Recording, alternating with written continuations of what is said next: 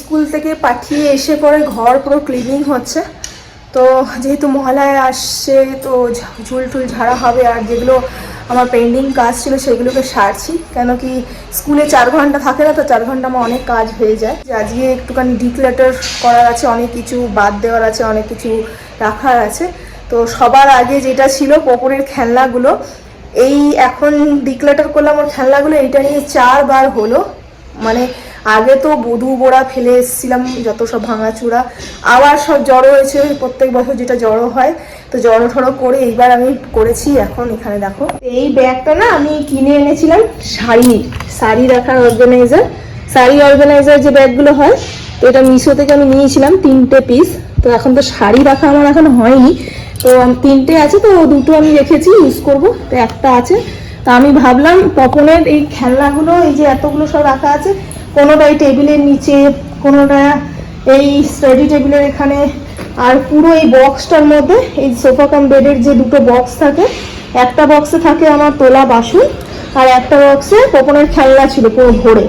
তো ওগুলোকে আমি সব ডিক্লেটার করলাম, এগুলো সব ভাঙাচোরাগুলো ফেলে দেবো, পরিষ্কার করব। আর যেগুলো দরকার এই বড় বড় জিনিসগুলো, যেমন ব্যাট, ড্রাম, জাইলোফোন, এইগুলো বড় বড় গাড়ি এখানে রেখে দেবো। আর বাকি ছোট ছোট যেগুলো আছে সব আমি এইটার মধ্যে করে দিলাম প্যাক। এইটাই ইউজ করবে, চেন লাগিয়ে দেবো, এটা থেকেই বের করবে, এটা থেকেই খেলবে, তো এক জায়গায় অর্গানাইজ থাকবে।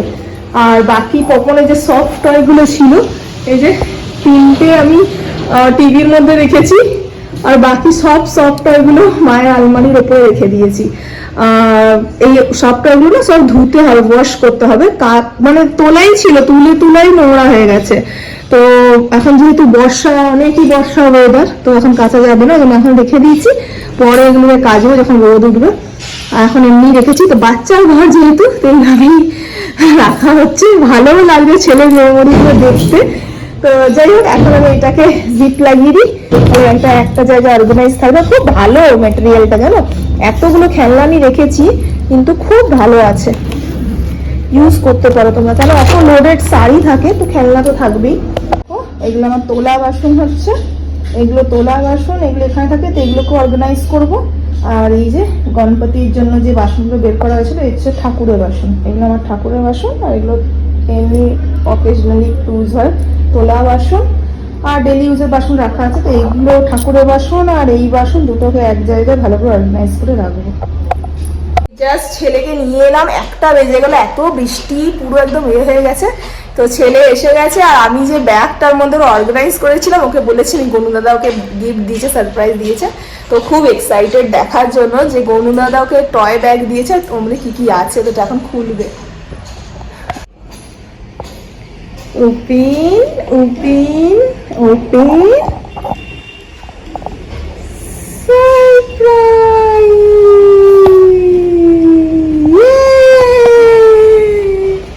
পবন হ্যাপি। কে দিয়েছে তোমাকে টয় ব্যাগ?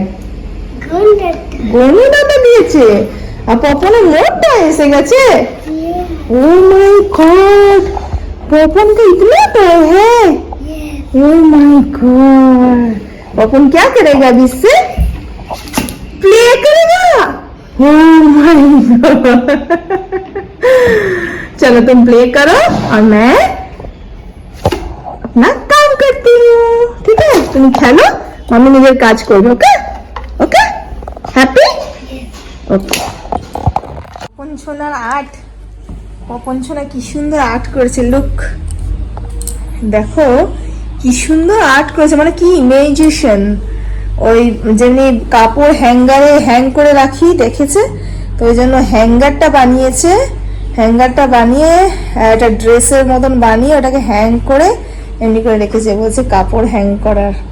কি আইডিয়া হ্যাঁ, রিয়েলি কি ইমেজিনেশন। গুড জব বেটা, good job, very good job. বিকেল 5টা বাজতে 5 মিনিট বাকি, আমাদের এখন সব কাজ সারা হয়ে গেছে। পপন আমাকে বললো মামি অনলি 1 আওয়ার একটু টিভি দেখবো, তো পপনকে লাগিয়ে দেওয়া হয়েছে বাল গণেশ, যেটা ওর খুবই ফেভারিট একটা শো, টিভি শো। এই যে বাল গণেশ দেখছে পপন, আর আমি এখন একটু যাব একটা হালকা ন্যাপ নিতে, না হলে আর পারবো না, সারাদিনে থকে গেছি পুরো। একটু জল নিয়েছি, গরম জল, কারণ যা ওয়েদার না, বৃষ্টি পড়ছে, একটু হালকা জলটাকে গরম না করে খাওয়া যাচ্ছে না, এত ঠান্ডা জল।